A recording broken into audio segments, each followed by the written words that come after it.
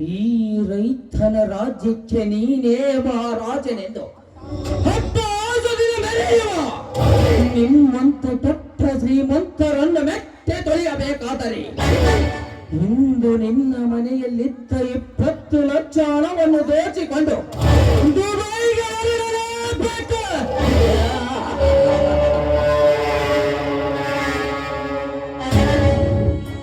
ಅಂದಾಗ ತೀರುತ್ತದೆ ನನ್ನ ಜಾರು.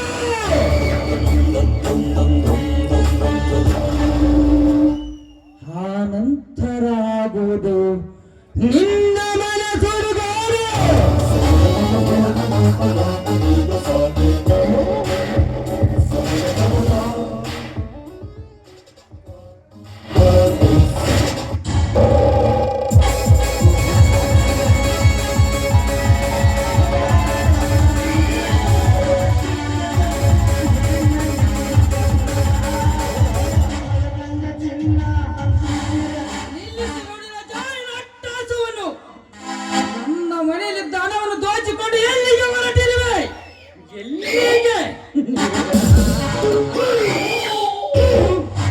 ನಿನ್ನ ಮನೆಯಲ್ಲಿದ್ದ 20 ಲಕ್ಷ ಹಣವನ್ನು ದೋಚಿಕೊಂಡು ದುಬೈಗೆ ಹೊರಟಿರುವೆ.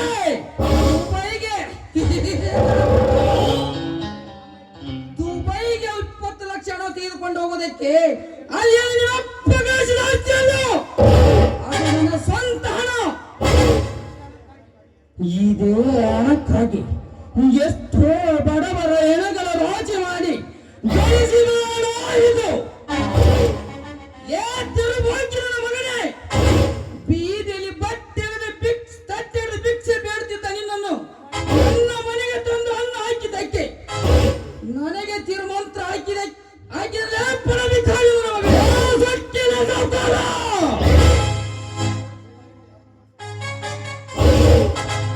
20 ವರ್ಷಗಳ ಹಿಂದೆ ನಿನ್ನ ಮಾತನ್ನು ಕೇಳಿ ಆರನ ವಿಕ್ರಮನ ಎತ್ತ ತಂದೆ ದಾರನ ದತ್ತು ಬಯಸಿ ಹಾಕಿದ ಲಾಭ ನನಗೆ ದೊರಕಲಿಲ್ಲ.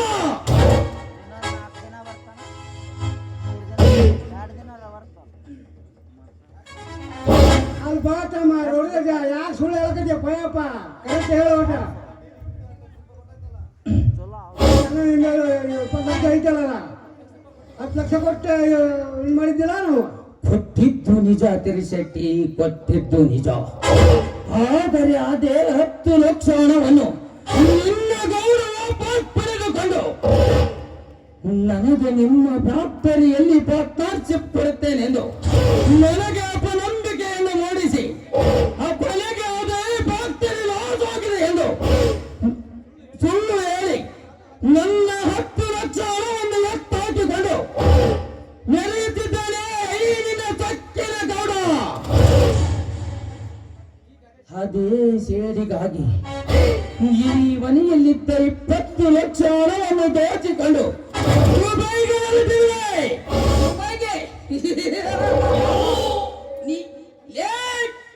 ನಂಬಿಕೆ ದ್ರೋಹಿ, ಈ ಹಣವನ್ನು ತೆಗೆದುಕೊಂಡು ದುಬೈಗೆ ಹೋಗಕ್ಕೆ ಮುನ್ನ ನಿನ್ನನ್ನು ಕಳಿಸುವೆ ಯಮನ ದರ್ಶನಕ್ಕೆ. ಒಳಗಡೆ ಬಂದು ತೆಗೆದುಕೊಂಡು ಬಾ, ಸುಟ್ಟು ಬಿಡೋಣ ಈ ನಾಯಿಯನ್ನು. ಏ ಬಂಡಗೌಡ,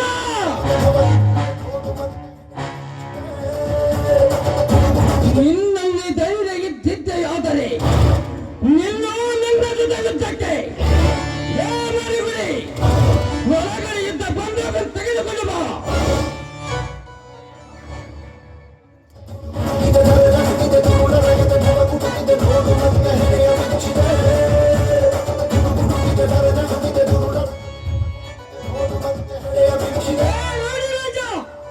ನಿನ್ನಲ್ಲಿ ಧೈರ್ಯ ಇದ್ದರೆ ನೀನು ಆರಿಸಿಕೊಂಡು, ನನ್ನಲ್ಲಿ ಧೈರ್ಯ ಇದ್ದರೆ ನಾನು ಆರಿಸಿದ ಮನೆಗೆ ಬಿಟ್ಟು.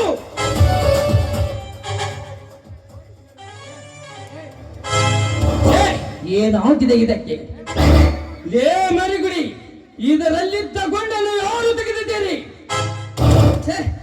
ಏನಾಗಿದೆ ಬಂದೂಕಿಗೆ? ಸೌಕರ್ಯ ಏನಾಗಿದೆ ಬಂದೂಕಿಗೆ? ಈ ಬಂದೂಕಿನಲ್ಲಿ ಗುಂಡು ಜೋರದಾಗ ಹಾಕಿದ್ದೀನಿ ತಗದ ಈ ಮಾತು ಸತ್ಯ ತಾನೆ? ಸತ್ಯ ರಾಜ ದೇವರ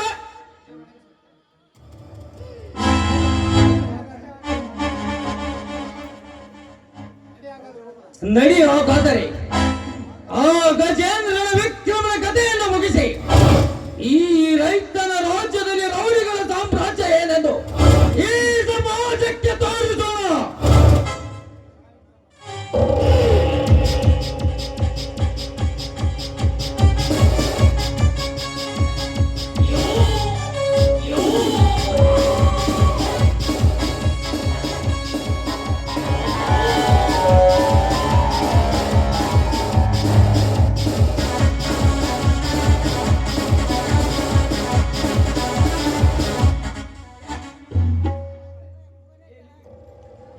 ನೀತಿಗೆಟ್ಟ ನಾಲಾಯಕನ ಮಕ್ಕಳೇ, ನಿಮ್ಮ ಕೈಯಿಂದ ಸಾಯಲು ನಾವೇನು ಕತ್ತಿಗೆಡಿಗಳಲ್ಲ. ನಿಮ್ಮಂತವರ ರುಂಡ ಆರಿಸಲು ಬಂದ ಮುಂಡ ಹುಲಿಗಳು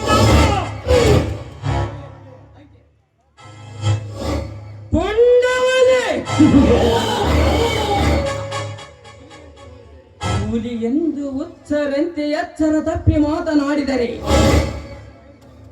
ಈ ರೌಡಿ ರಾಜನ ಕೈಯಿಂದಲೇ ಕಳಚಿ ಬೀಳುವುದು ಈ ನಿಮ್ಮ ಹುಚ್ಚುತ.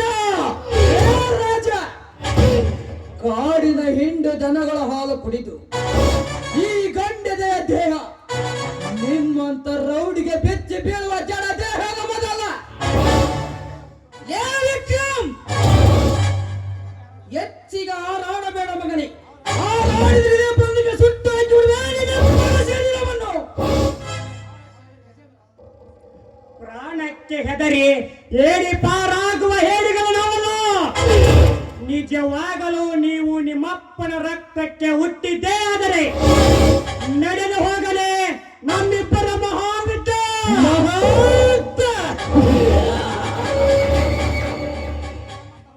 ಅದು ನಮ್ಮಂತ ರೌಡಿಗಳ ಜೊತೆ ನಿಮ್ಮಂತ ಬಡ ಬಿಕಾರಿಗಳ ಯುದ್ಧ. ಗಜೇಂದ್ರ, ನೀವು ನಿಮ್ಮ ತಾಯಿಯ ರಕ್ತಕ್ಕೆ ಒಟ್ಟಿದ್ದೆಯಾದರೆ ನಿನ್ನ ನಿಮ್ಮ ಜೊತೆ ಯುದ್ಧಕ್ಕೆ. ಸೋಕರ ಮಾಡಿದಾಗ ಇಲ್ಲಿ ಇಬ್ಬರು ಒಟ್ಟು ಚಲೋ ಹೊತ್ತಾಗ ಗ್ಯಾರಂಟಿ ಎಲ್ಲ ತಿರುದಾಗ. ಯಾಕಂದ್ರ ನೀವು ಮಾಡಿದ ಹೊಲಕ ಕೆಲಸ ಜಗ್ಗೈತಿ ಹೇಳಕತ್ತಿ ಅಂದ್ರೆ ಮತ್ತೆ ಟೈಮ್ ಆಗುತ್ತೆ. ಎಂತ ಕೆಟ್ಟ ಶ್ರೀಮಂತರನ್ನು ಸೊಟ್ಟು ಹಾಕಲು ಬಂದಿದ್ದೇನೆ ಈ ರೈತರ ರಾಜ್ಯದಲ್ಲಿ. ಮನೆಯ ಕಣ್ಣು ಹಾಕುವ ಕಂತ್ರಿ ನಾಯಿನ ಮಕ್ಕಳು ಇಷ್ಟು ದಿನ ನನ್ನ ಮನೆಯ ಅನ್ನ ತಿಂದು ನಮಗೆ ದ್ರೋಹ ಮಾಡಿದ ನಾವು ಮಕ್ಕಳು. ನೀವಿನ್ನು ಜೀವಂತ ಬದುಕಿರಬಾರದು ಮಕ್ಕಳು. ಗೌಡ ಕೊಟ್ಟು ಮಾಡ್ರೆ ನಿನ್ನ ಒಣಗ್ತಾವ್ರ ನಿನ್ನ ಮುಗಿತೈತಿ. ಸದ್ಯ ನಿನ್ನ ರುಂಡ ಹೋಗುತ್ತಾ. ನೀ ಮಾಡಿದ್ದು ಕೆಲಸ ಒಂದ ಯಾಡ ಎಲ್ಲಾರ ಮನೆ ಮಾಡಿದ್ರೆ ತಯಾರಾಗಿತ್ತಿಲ್ಲ ನೀನ. ಲೇ ಹನ್ನ ತಿಂದ ಮನೆಗೆ ಕೇಡು ಬಗೆಯ ಸೂರ್ಯ ಮಕ್ಕಳ. ಇಷ್ಟು ದಿವಸ ನಮ್ಮ ದನಿಯ ಅನ್ನವನ್ನು ತಿಂದು ನಮಗೆ ಸಿಕ್ಕಂತೆ ಮಾತನಾಡುತ್ತೀರ ಪಚ್ಚಿನ ಸೂರ್ಯ ಮಕ್ಕಳ. ಮುಗಿಯಿತು ನಿಮ್ಮೆಲ್ಲರ ಆಯುಷ. ಯಾಕೆ ತೋರಿಸ್ತಿಲೇ ನಿನ್ನ ಗಣ್ಣ? ಅದ್ರಾಗ ಏನಿದೆ? ಮಣ್ಣ ಎಂದು ಹಾರಿ ಹೋಗುತ್ತದೆ ಇಂದ ಗೋಣ. ಲೇ ಹಲ್ಕನ ನಮಗನೇ ರೌಡಿ ರಾಜ, ನನ್ನ ಎತ್ತ ತಂದೆ ತಾಯರ ಕತ್ತನ್ನು ಕತ್ತರಿಸಿ ನನ್ನ ಮನೆಯನ್ನು ಮಸಾಲ ಮಾಡಿದ. ನೀನಿಂದ ಜೀವಂತ ಬದುಕಿರಬಾರದು ಮಗನೇ. ನೆನೆಸಿಕೋ ನಿನ್ನ ಎತ್ತ ತಾಯಿಯನ್ನ.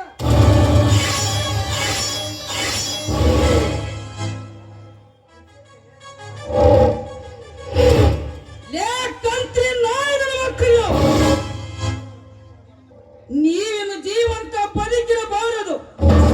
ಮಕ್ಕಳನ್ನು ಗುಂಡಿನ ಹೇಳ್ತಾನು. ಸೌಕರ ಅದ ಗುಂಡಿಲ್ಲ ಲೇಪ ಸುಳ ಹರಿಯಾಡ್ತಿದ್ವಿ ಟಬರ್ ಮಾಡಾಕ. ನೀನೊಬ್ಬ ಹೋಗಿ ಹೋಗ್ಬಿಟ್ಟಿದೆ. ಒಂದು ಸ್ವಲ್ಪ ನಮ್ಗೆ ಏನಾರು ಕೊಟ್ಟು ಹೋಗ್ಬಿಡ್ಲೇಪ.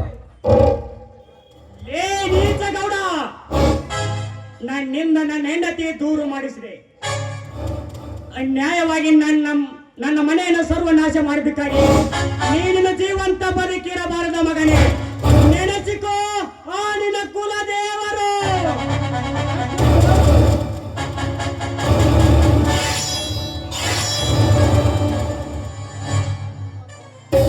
ನನ್ನಿಂದ ಬಹಳ ತಪ್ಪಾಗಿದೆ ಗಜೇಂದ್ರ, ಬಹಳ ತಪ್ಪಾಗಿದೆ. ನಮ್ಮನ್ನು ದಯವಿಟ್ಟು ಕ್ಷಮಿಸಿಬಿಡಿ. ಏನಾರ ಸೂರನ್ನು ನೀವು ನೋಡ್ರಿ ಈಗ ಇನ್ನ ಹುಲಿಯಂಗ ದೊಡ್ಡ ಮೇಲಂದ್ರೆ ನಾವು ಎಷ್ಟ್ರೆ ಕ್ಷಮಿಸ್ಬಿಡ್ರಿ ಅಪ್ಪ, ನಮ್ಮನ್ನ ತಪ್ಪು ಮಾಡಿರ. ಆಯ್ತು ಶೆಟ್ಟಿ, ನಿಮ್ಮ ತಪ್ಪನ್ನು ನೀವೇ ತಿಳಿದುಕೊಂಡಿದ್ದೀರಲ್ಲ, ಅಷ್ಟೇ ಸಾಕು.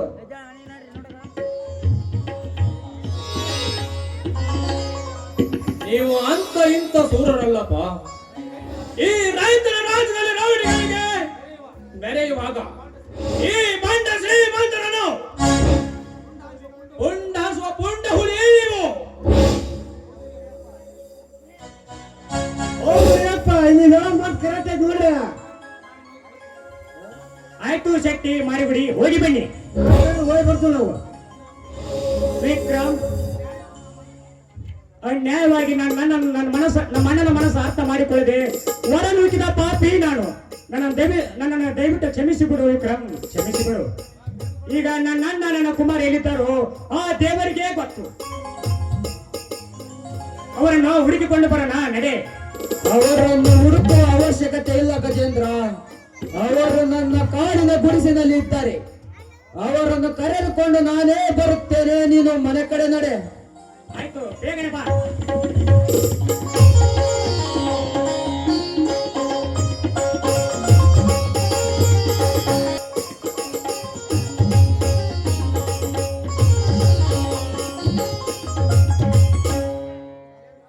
ಗಜೇಂದ್ರ, ಗಜೇಂದ್ರ, ಹೊರಗಡೆ ಯಾರು ಬಂದಿದ್ದಾರೆ ನೋಡುವ. ಯಾರು? ಓ, ನಮ್ಮ ಅಣ್ಣ.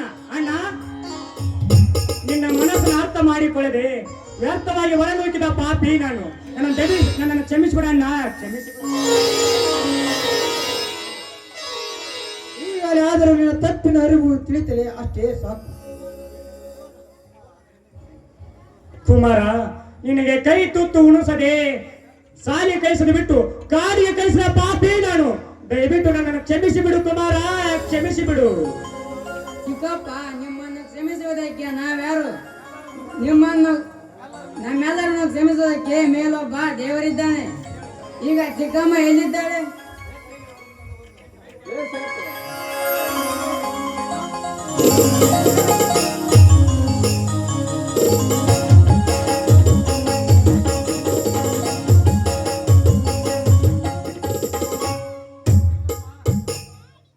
ನಿಮ್ ಚಿಕ್ಕಮ್ಮ ಸತ್ತಿಲ್ಲಪ್ಪ.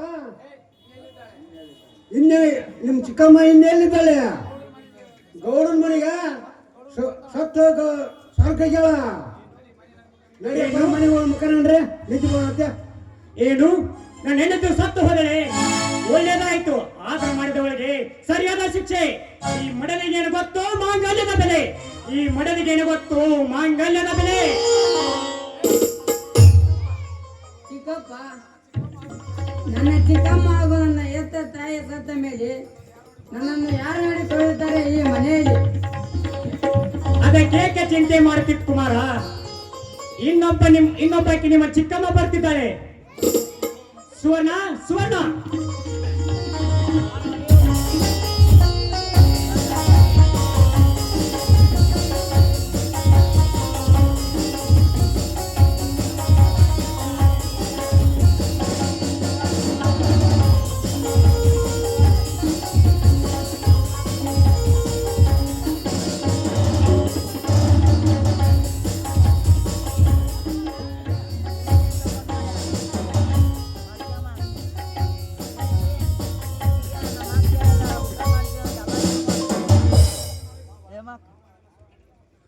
ಅಮ್ಮ, ನಮ್ಮ ಅಣ್ಣನ ಸೊಕ್ಕನ್ನು ಅಡಗಿಸಿ ನಿನ್ನ ತಮ್ಮನ ಮಡಿದಿಯಾಗಿ ನಾನು ಈಗ ಮನೆಗೆ ಬಂದಿದ್ದೇನೆ. ಆಶೀರ್ವಾದ ಮಾಡಮ್ಮ.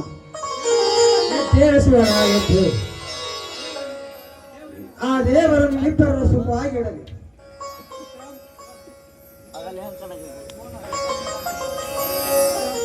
ವಿಕ್ರಮ್, ನೀನು 20 ಎಕರೆ ಆಸ್ತಿ ಎಲ್ಲ ನೀನು ನನ್ನ ಹೆಸರಿಗೆ ನಾನು ಬಿಟ್ಕೊಟ್ಟಿದ್ದೀನಿ.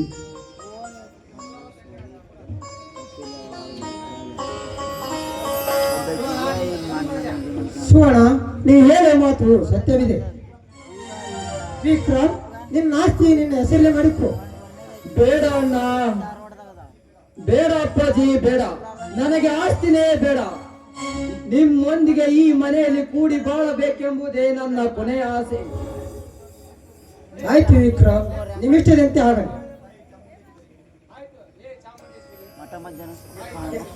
ತಾಯಿ ಚಾಮುಂಡೇಶ್ವರಿ, ಈಗ ನಮ್ಮ ಬಡವರ ಮೇಲೆ ಕರುಣೆ ತೋರಿಸಿದ್ಯಾ ತಾಯಿ? ಬಳಿದ ಹೋದ ನಮ್ಮ ಮನೆಯಲ್ಲಿ ಒಂದು ಗೂಡಿಸಿದ ತಾಯಿ ನೀವು ನಾವೆಲ್ಲರ ಸೇರಿ ನಿಮ್ಮ ತುಪ್ಪದ ಆರತಿಯನ್ನು ಹಚ್ಚೋಣ ನೋಡ್ರಪ್ಪ. ಹಚ್ಚೋಣ.